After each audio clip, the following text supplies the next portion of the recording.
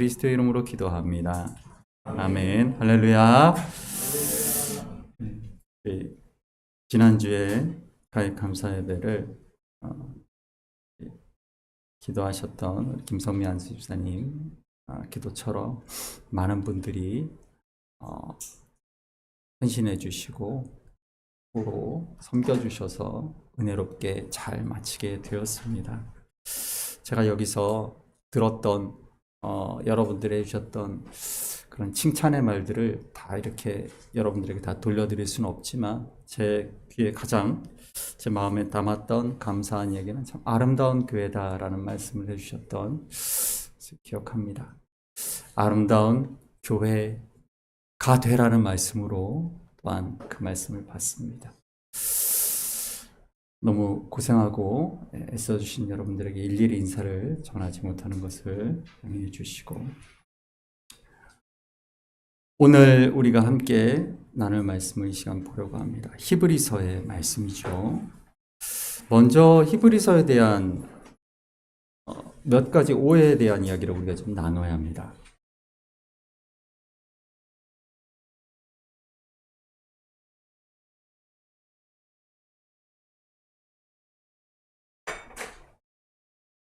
여러분 가지고 계신 성경을 보시게 되면 제가 여러 차례 말씀드린 바와 같이 성경 66권의 배열은 다 이유가 있습니다. 목적이 있고, 예전에도 한번 말씀드린 기억이 있는데, 유대인들이 보고 있는 그 유대인의 성경과 히브리 성경과 기독교의 성경 배열 순서가 다르다라는 말씀을 드린 적이 있습니다. 기억하십니까? 네. 이 기독교, 특히 기독교 가운데도 이제 천주교와 개신교로 나눠지는데, 외경을 보지 않는 우리 개신교의 경우는 66권의 성경만 보는데 배열의 이유가 있어요. 성경을 보는 성도들에게 유용하도록, 유익함이 있도록 성경을 좀 더 잘 읽고 그리고 활용할 수 있도록 그렇게 배치가 된 거죠. 그래서 신약 성경도 그 순서에는 다 이유가 있습니다. 그런데 그 순서를 쭉 보시게 되면 지난주에 우리가 어떤 성경의 말씀을 나눴습니까? 빌레몬서 복중서신이 있죠. 이거는 분류, 카테고리로 묶어놓은 거라서 순서하고는 상관이 없어요. 그런데 바울 서신이라고 묶여있는 이 책들이 있습니다. 바울 서신은 크게 둘로 나눠집니다. 그러니까 서신서를 크게 둘로 나누면 바울이 쓴 것과 바울이 안 쓴 게 있습니다. 바울이 쓴 서신도 크게 두 개로 나누면 도시 이름이죠. 교회로 보낸 편지와 개인에게 보낸 편지로 나눠집니다. 교회에 보낸 편지와 개인에게 보낸 편지로 나누시죠. 그런데 히브리서는 어디 있죠? 그렇죠. 일반 서신에 들어가 있죠. 이게 보편적으로 바라보는 시각입니다. 근데 혹시 여러분들이 가지고 계신 성경책, 특히 관주 성경, 설명이 달려있는 성경을 보게 되면 히브리서도 바울이 썼다라고 되어 있는 성경들도 있어요. 있습니다. 왜냐하면 그렇게 보고 있는 성경학자들도 많이 있습니다. 근데 주류의 대다수의 성경학자들이 바라봤을 때는, 신학자들이 볼 때는 히브리서를 일반 서신으로 놓았다라는 것이죠. 그리고 이것이 종교개혁자들이, 그리고 개신교, 개혁교의 전통에 맞아요. 왜냐하면 순서에 그렇게 되어 있기 때문에 그렇습니다. 그 다음 그림도 한번 보여주십시오.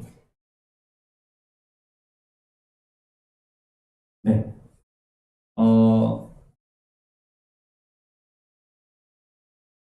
이 순서는 지난 바울 서신을 처음 들어가면서도 제가 말씀을 드렸던 부분이죠. 여러분들 외우기 쉬우시라고 1차 전도 때는 하나, 뭐죠? 갈라디아서. 2차 전도 때는 둘, 3차 전도 때는 셋, 4차 전도 때는 넷. 네, 이렇게 외우시라고 제가 말씀을 드렸었습니다. 여기 야고보서가 들어가죠. 이 야고보가 누구라 그랬습니까? 그래서 예수님의 동생 야고보, 예루살렘 교회를 목회하던. 그래서 이 갈라디아서가 나오게 된 배경이 1차 전도 여행, 이방인에게도 율법을 지키게 해야 되는가에 대한 예루살렘 공의, 사도행전 15장의 예루살렘 공의 그 장면에서 야고보가 등장합니다. 그래서 시대적으로 이렇게 묶인 거예요. 그런데 히브리서는 어디에 들어갑니까? 그렇죠.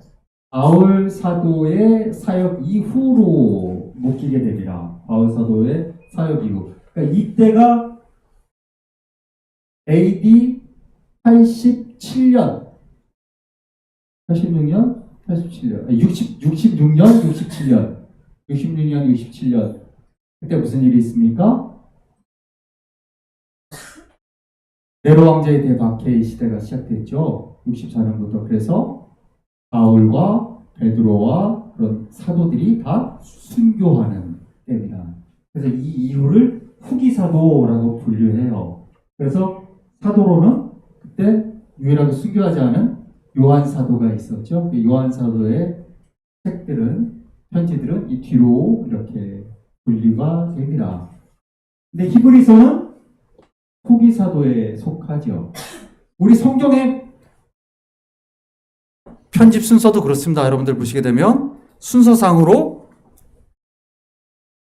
마태복음 복음서가 있고요. 그 다음에 사도행전이 있고요. 그 다음에 로마서부터 시작해서 빌레몬서까지 바울 서신서가 쭉 나열되죠. 그게 무슨 순서일까요? 쭉 나열되는 그 순서는 분량의 순서죠. 분량의 순서. 분량의 순서입니다. 꼭 그렇진 않지만 거의 그렇습니다. 그런데 이 성경 순서들이 보통 그렇지요. 예언서들도 대예언서가 나오고 이사야가 왜 제일 앞에 있느냐? 제일 많으니까요. 네. 보통은 그렇게 의미를 담기도 하지만 그런 분량으로도 그렇게 편집이 됩니다. 그런데 빌레몬서가 딱 한 장이잖아요. 근데 그 뒤에 히브리서가 들어가는 이유는 이 편집자의 입장으로 봤을 때 우리가 이 성경을 우리에게 전해준 종교 개혁자들의 입장에서도 바울의 서신이라고 포함시키지 않은 거예요. 그래서 나와 있는 겁니다. 그렇지만 그럼에도 불구하고 또 아예 관계가 없다고 하기도 애매해요. 왜냐하면 히브리서 내용을 보면 바울과 굉장히 관련이 있어요. 그래서 바로 뒤에 붙었다. 이렇게 생각하시면 됩니다. 아까 여러분 생각할 때 히브리서의 위치는 어디인가? 바울 서신 바로 뒤라고 보시면 됩니다. 아까 여러분 성경에 굉장히 많아요. 여러분 관주 성경에 여러분 갖고 계신 성경에도 히브리서가 바울이 썼다라고 되어 있는 성경들이 꽤 많습니다. 근데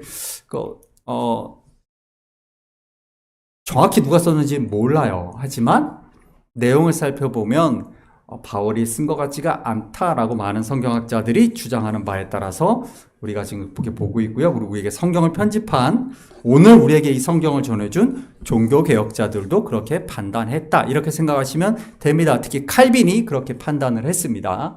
이거는 장로교 전통이기 때문에 그렇게 보는 겁니다.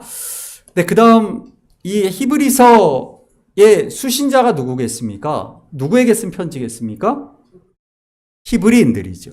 히브리인들, 즉 유대인들, 이스라엘 사람들. 어떤 이스라엘 사람들? 예수 그리스도를 구주로 영접하여 기독교인이 된 유대인들. 그러니까 유대교였다가 기독교인이 된 사람들에게 쓴 것입니다. 이 히브리서를 쓴 목적이 있겠죠. 어떤 목적일까? 오늘 우리가 살펴보겠지만 당시에 큰 핍박의 시대가 그들 앞에 도래했다라는 것이죠. 그 핍박과 환난 속에 살아가는 교회를 향하여 특별히 그들이 굉장히 힘들고 어려운 상황 속에서 어떤 영적 상태였는가도 우리가 이 히브리서를 통해 볼 수가 있습니다. 히브리서 13장 23절 말씀을 보게 되면 이것이 바울 사도와 연관이 있다는 걸 우리가 알 수가 있습니다. 한번 읽어볼까요? 우리 형제 놓인 것을 너희가 알라. 그가 속히 오면 내가 그와 함께 가서 너희를 보리라. 아멘. 그렇습니다. 그러니까 이 편지를 받는 이 유대인이면서 그리스도인이 된 사람들의 그 공동체와 이 편지를 쓴 저자가 누군지 모르겠지만 매우 밀접한 그런 초대교회의 그런 사역자였다는 걸 우리가 알 수가 있어요. 여기까지는 확실히 아는 것입니다. 그리고 24절의 말씀 보면요. 24절도 읽어봅니다. 너희를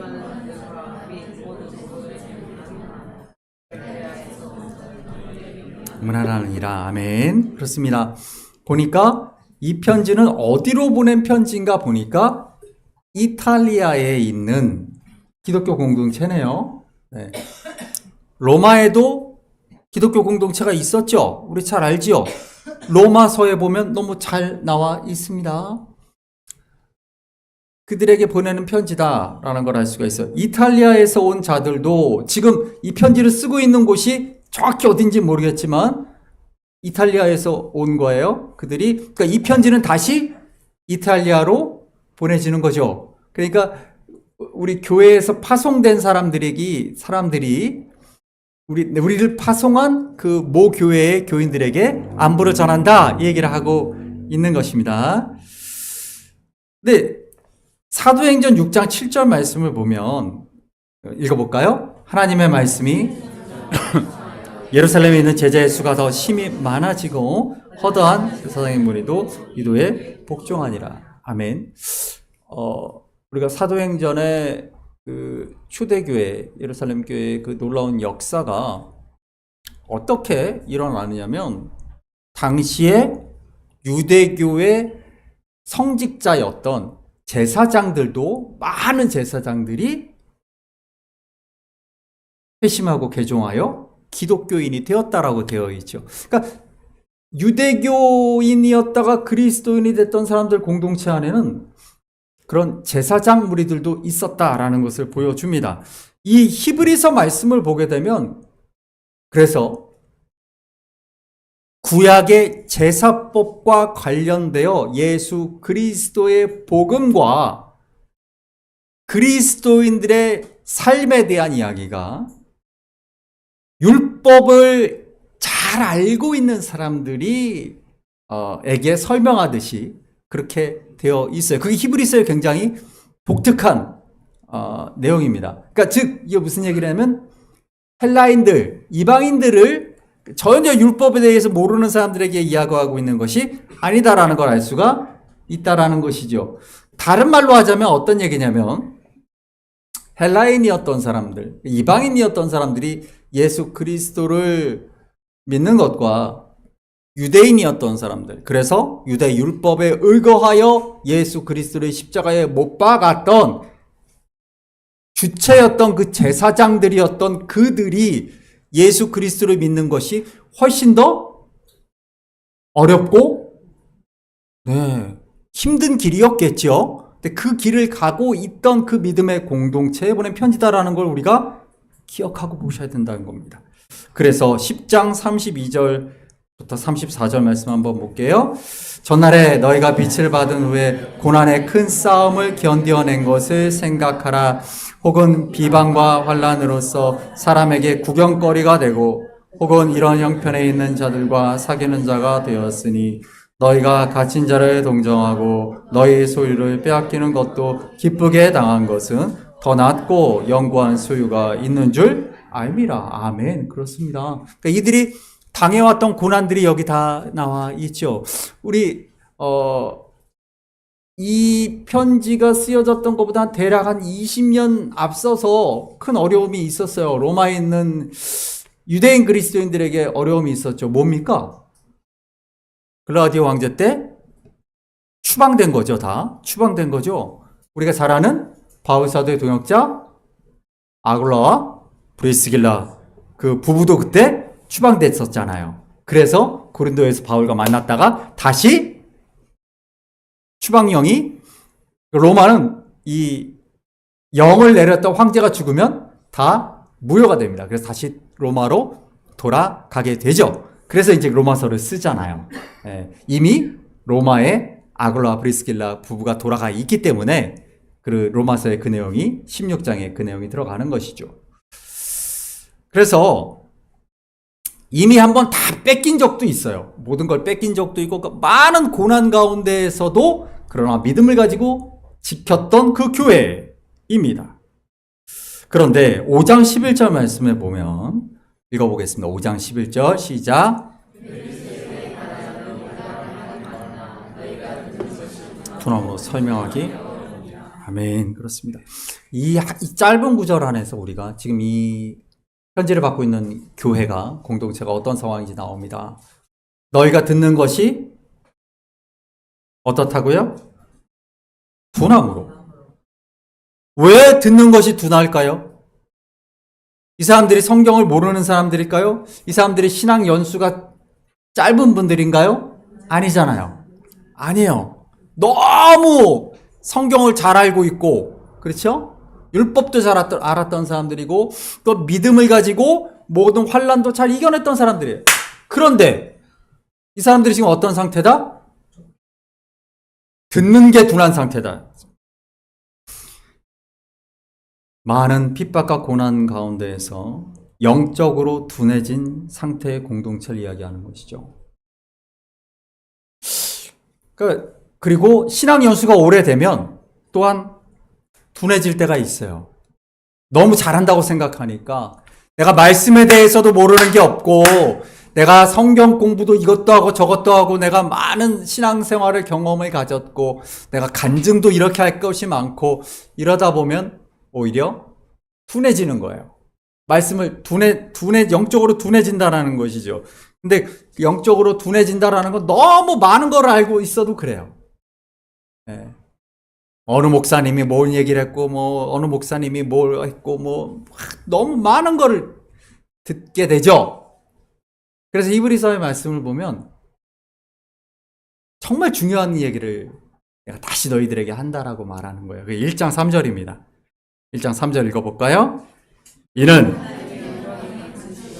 그 본체의 형상이시라. 그 능력의 말씀으로 만물을 붙드시며 죄를 정결하게 하는 일을 하시고 높은 곳에 계신 지극히 크신 이의 우편에 앉으셨느니라. 아멘. 누구 얘기하고 있는 겁니까?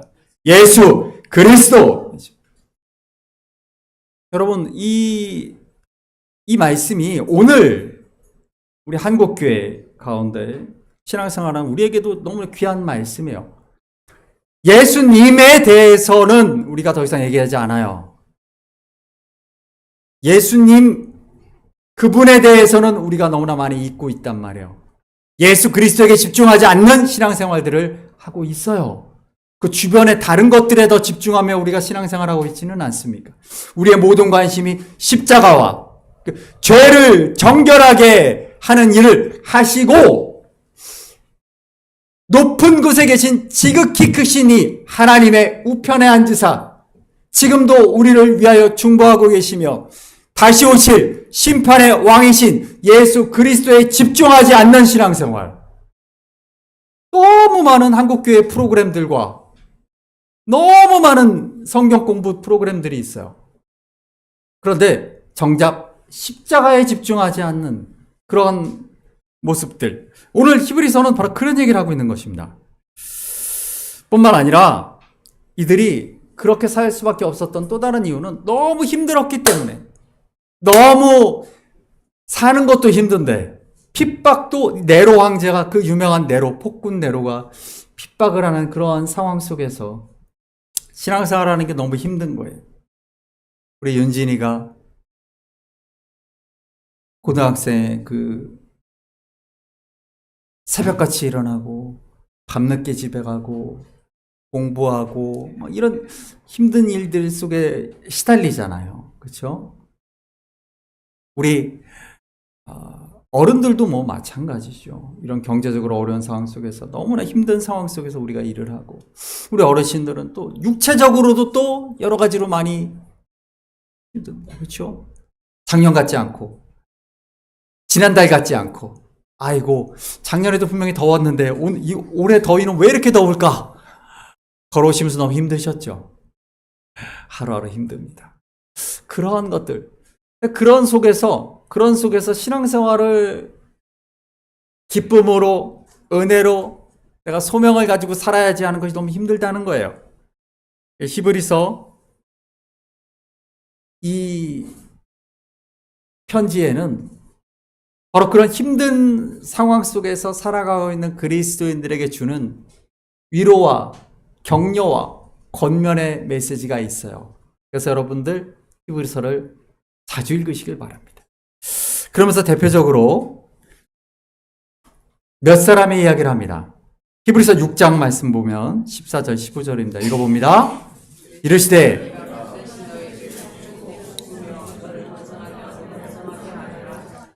그가 이같이 오래 참아 약속을 아멘. 누구 얘기입니까? 아브라함 얘기죠. 그 다음 볼까요? 11장입니다. 믿음으로 애굽을 떠나 왕에 아니하고 보는 것 같이 하여 참았으며 이 앞에 오래 참은 사람은 아브라함이고 이번에 또 이 참은 사람은 누구 얘기하고 있습니까? 모세 얘기하고 있죠. 애굽을 떠나 왕의 노함을 무서워하지 아니하고 이거 모세 얘기하고 있는 거죠. 그 다음 볼까요? 히브리서 12장 2절 시작. 믿음의 주요 예수를 바라보자. 십자가를 참으사 하나님 보좌 우편에 앉으셨느니라. 아멘. 누구 얘기합니까? 예수 그리스도. 공통점이 있죠. 뭡니까? 참았다라는 거죠. 참았다. 끝까지 참았다. 견디어냈다. 인내했다. 신앙은 무엇인가? 신앙은 한마디로 그렇죠. 참는 것, 인내하는 것이다라는 것이. 그 얘기를 하고 있는 것이에요. 네. 그리고 히브리서 8장 1절 말씀 보면요. 읽어봅니다. 지금 우리가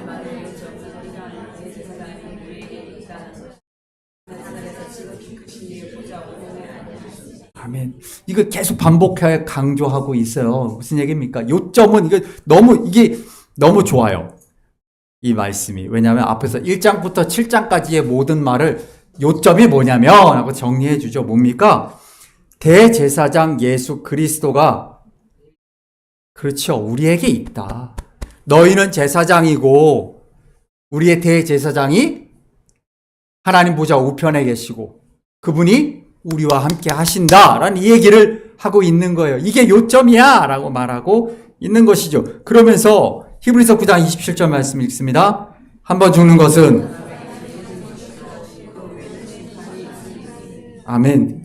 어마어마한 핍박과 환난들이 그들에게 삶에 있는데 그럼에도 불구하고 기억해야 될 게 있다는 거죠. 뭡니까? 한 번 죽는 것은 정해진 것이요. 그 외에는 여러분 믿으십니까? 예전에 그래서 오늘 칠판을 쓸까 하다가 굳이 쉬운 한자를 여러분들이 안 써도 아실 것 같으니까 이런 말이 있습니다. 일사이사요 이사일사다. 무슨 말인지 아십니까? 그 이순신 장군께서 하신 말씀입니다. 네, 그건 아니고 조금 비슷합니다. 일사이사요 이사일사라. 이게 무슨 말이냐면 한 번 죽으면 두 번 죽고 두 번 죽으면 한 번 죽는다. 여기서 죽는다라는 그 표현이 반복이 되지만 우리가 예수를 믿는 건 뭐냐면 옛사람이 죽고 예수로 새 사람으로 살아가는 것이죠. 그걸 우리가 구원받는다고 하죠. 살아있는 동안에 그렇게 두 번 죽은 사람이 있고 그렇게 죽지 않고 인간으로 그냥 육신으로 살다가 죽는 사람이 있다는 거예요. 그래서 두 번 죽는 사람이 있고 한 번 죽는 사람이 있다 얘기를 하고 있는 거죠. 한 번 죽은 사람은 죽고 나서 또 심판 앞에서 영원히 죽는 영원한 죽음의 심판이 있을 것이고 두 번 죽은 사람은 이 땅에서 예수로 죽고 육신으로 죽은 사람은 영원한 생명이 있기 때문에 결국은 한 번 죽은 것이다라는 얘기를 하고 있는 것이죠. 여러분 성도의 삶은 이 믿음을 가지고 살아가는 것입니다. 그래서 이 땅 가운데서 내가 예수로 죽고 예수로 사는 그 삶을 살아간 자들은 이후에 심판이 두렵지 않다는 거예요. 이후에는 나에게 영원한 생명이 있기 때문에. 그러나 그런 삶을 살아가지 못한 사람들은 이 땅에선 한 번 죽지만 다시 심판대 앞에서 영원한 죽음의 형벌이 그들을 기다리고 있다라는 이야기를 하는 것이죠. 여러분, 이 믿음이 우리에게 있어야 될 줄 믿습니다. 그렇기 때문에 우리 10장 29절 말씀 한번 보면 읽습니다. 하물며 하나님의 아들을 짓밟고 자기를 거룩케 한 언약의 피를 부정한 것으로 여기고 은혜의 성령을 욕되게 하는 자가 당연히 받을 형벌은 얼마나 더 무겁겠느냐 너희는 생각하라. 아멘.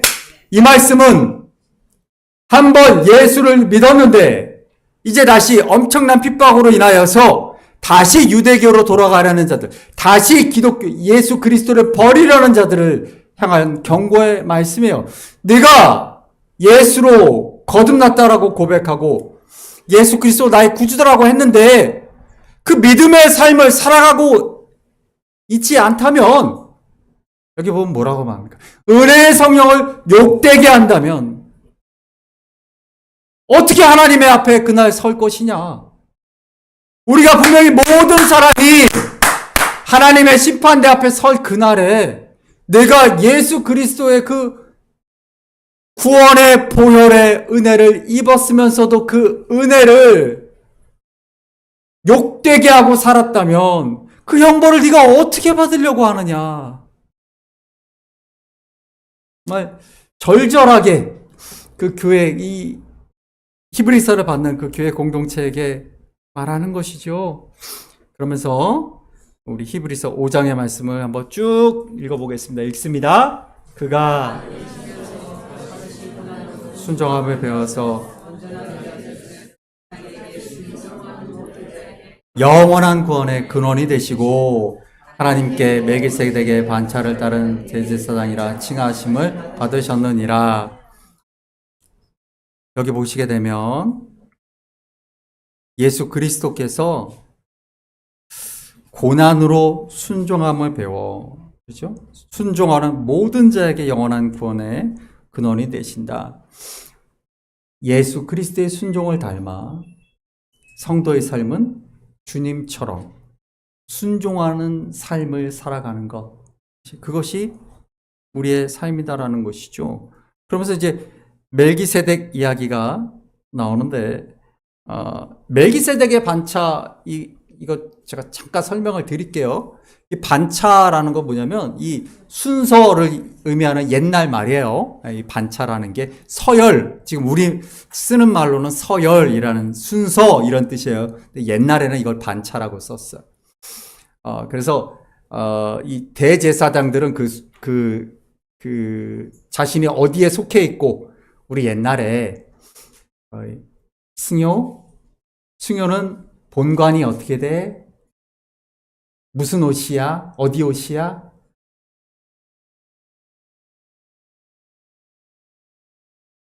요즘 잘 안 물어보니까 잘 기억을 안 하는데 옛날에는 어르신들이 이런 것 많이 물어봤어요. 요즘 물어보면 꼰대라 그래가지고 잘 안 물어보시는 거야, 어른들이. 본이 어떻게 되냐, 본관이 어떻게 되냐 이렇게 물어보신단 말이에요. 우리 은서는 어디 김씨지? 의성 마늘 네. 꼭 이렇게 나오죠. 네. 그런 것들이 있다는 거예요. 그래서 대제사장의 그 반차를 거꾸로 거슬러 올라가면 누구로 갑니까? 아론으로 가죠. 아론. 그렇죠? 첫 번째 세워진, 그렇죠? 아론의 쌍난 지팡이, 그죠? 12지파의 아론, 레위 지파의 그 중에서도 아론 가문, 그렇죠? 그렇게 올라가면, 그런데 예수님의 대제사장의 권위는 거기에 있지 않다라는 얘기죠. 멜기세덱을 따라간다라는 거예요. 멜기세덱이 누구냐면, 우리 창세기에서, 그렇죠. 히브리서 7장 1절 말씀에 읽어봅니다. 이 멜기세덱은 살렘 왕이요.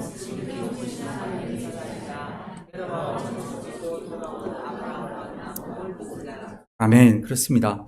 그래서 이 멜기세덱은 창세기에 나타나는 사람인데 아브라함에게 하나님과 아브라함의 사이에 대제사장의 역할을 했던 사람이에요. 그래서 이 예수님의 대제사장은 거기로 연결된다라는 얘기를 하고 있는 겁니다. 사람에게 받은 게 아니라 하나님으로부터 받은 권위라는 얘기를 설명하려고 멜기세덱 얘기하는 겁니다. 멜기세덱이라는 이름 자체가 말라크라는 멜레크라는 말은 왕을 얘기하는 겁니다. 왕. 그리고 세덱이라고 써있는 저 제데크는 차다크 여성용, 제데크는 공의를 얘기를 하는 거예요. 그래서 멜키제덱이라는 이름은 공의의 왕, 의의 왕이라는 것이죠. 우리가 예수 그리스도를 공의의 왕이라고 부르는 것과 같은 것입니다. 그래서 하나님이 세우신 대제사장이시다라는 걸 설명을 하려는 거예요. 아비멜렉이라는 이름을 우리가 많이 알고 있죠. 아비멜렉이 누굽니까? 기드온의 아들이기도 했고, 아비멜렉이라는 건 뭐겠어요, 그러면? 멜렉이 왕이니까. 아비는 아버지잖아요. 아버지가 왕이다.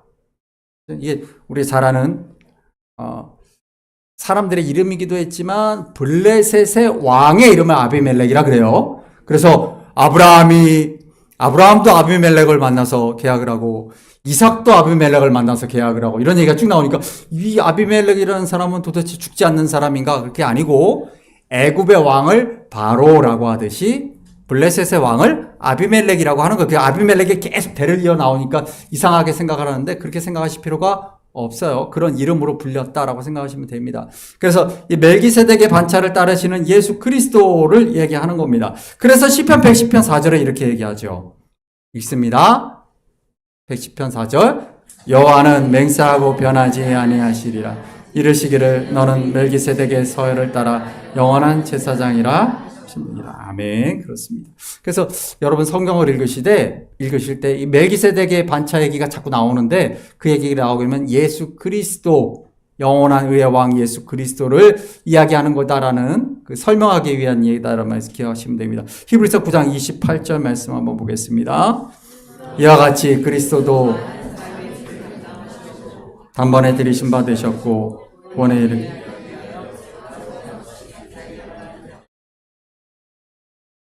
그 다음 10장 17절 18절 있습니다. 내가 다시 기억하지 아니하리라 하셨으니 이것들을 상하셨은즉 다시 죄를 위하여 제사 드릴 것이 없느니라. 19절입니다. 우리가 예수의 피를 힘입어 성소에 들어갈 담력을 얻었나니 20절 그 길은 우리를 위하여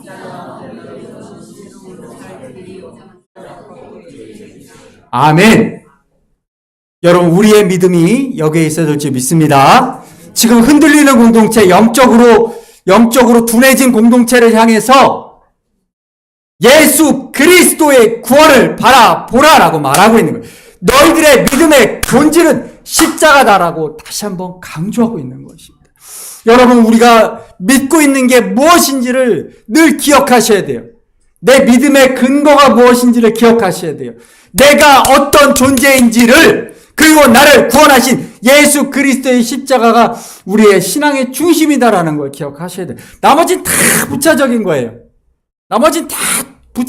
해도 되고 안 해도 되는 거예요, 여러분.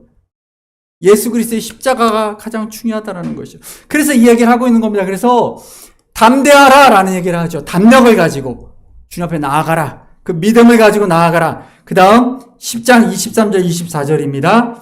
또 약속하신 이는 미쁘시니 우리가 믿는 도리에 소망을 굳게 잡고 서로 돌아보아 사랑과 선행을 격려하며 25절입니다. 모이기를 피하는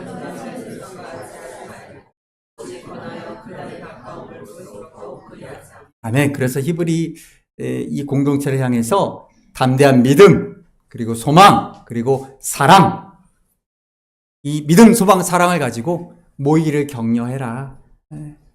막 핍박이 오니까 어떻게 합니까?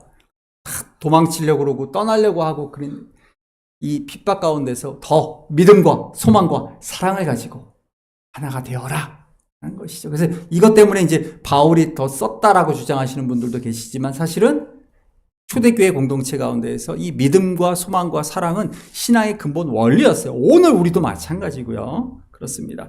히브리서 2장 7장 25절 말씀 한번 읽어보겠습니다. 시작. 그러므로 자기를 힘입어 하나님께 나아가는 자들을 온전히 구원하실 수 있으니 이는 아멘. 그렇습니다. 주님께 나아오라. 예수께 나아오라. 내가 지금 힘들고 여러 가지 삶의 무게로 인하여 짓눌려 있지만 그러나 주님께 나오라. 예수 그리스도를 힘입어 하나님께 나아가는 자들을 주님께서는 돌보시고 도우실 것이다 라고 말씀하시죠. 우리 시편 36편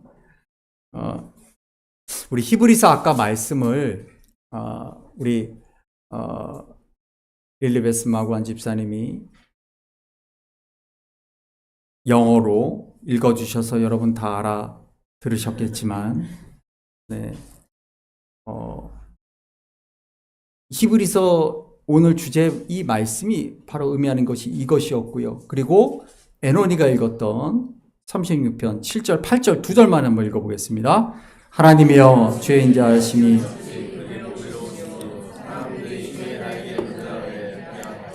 팔절 그들이 주의 집에 있는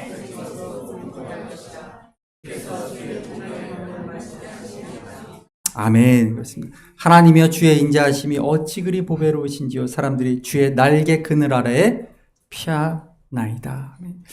날개 그늘 아래. 성경에서 제일 많이 나오는 표현 중에 하나가 이거예요. 주의 날개 그늘 아래. 시편 17편 8절에 보면 나를 눈동자같이 지키시고 주의 날개 그늘 아래 감추사. 제가 여러분들에게 나누고 싶은 그런 말씀들 가운데 하나가 이건데 눈동자같이 지키신다. 요 얘기도 제가 나중에 한번 하루 날을 잡아서 그 말씀을 나눴으면 좋겠고요. 오늘은 날개 그늘 얘기만 할게요. 시편 91편에도 지존자의 은밀한 곳에 거하며 전능자의 그늘 아래 사는 자요. 시편 63편 7절에 보면 주는 나의 도움이 되셨음이라 내가 주의 날개 그늘 아래에서 부르리. 이게 날개 그늘 아래, 전능자의 그늘 아래 이런 표현이 계속 나오거든요. 근데 그게 히브리어로는 그 날개가 뭐냐면 카나프인데 이 카나프를 쓰는 또 다른 표현이 뭐냐면 옷자락이에요. 그래서 옷자락 아래라는 표현으로도 쓰입니다. 그래서 룻기를 보시게 되면 보아스가 룻을 옷자락으로 덮는 장면이 나옵니다. 그게 뭐냐면 나의 보호 아래 들어간다라는 뜻이에요. 그러니까 하나님이 우리를 그분의 옷자락으로 덮어 보호하신다라는 얘기를 하는 겁니다. 하나님께 나오는 자들을 보호하시는 하나님. 그분의 카나프, 날개 그늘 아래 보호하시는 하나님이죠.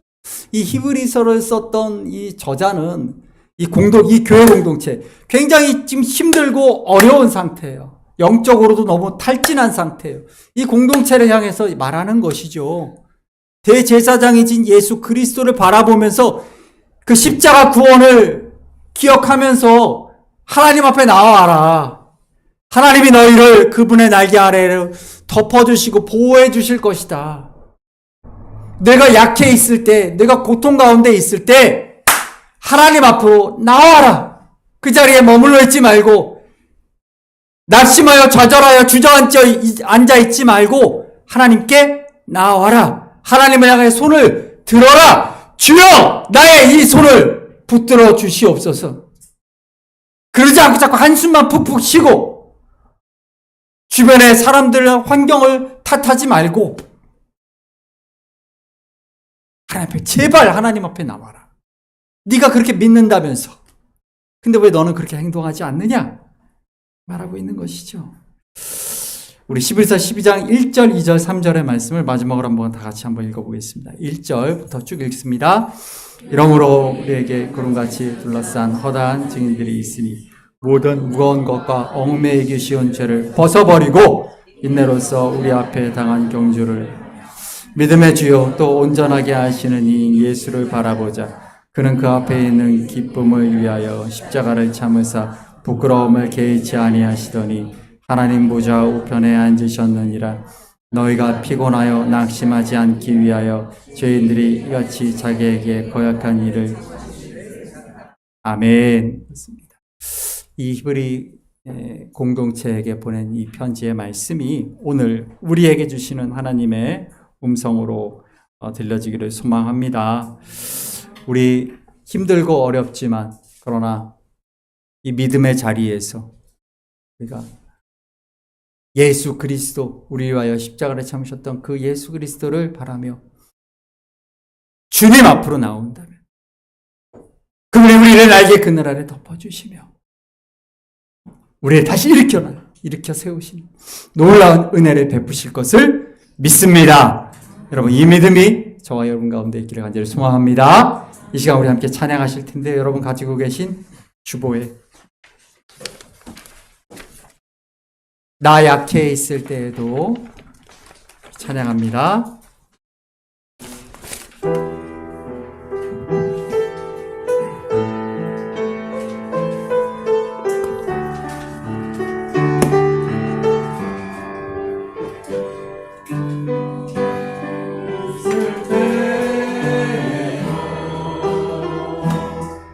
주님이 함께 계시고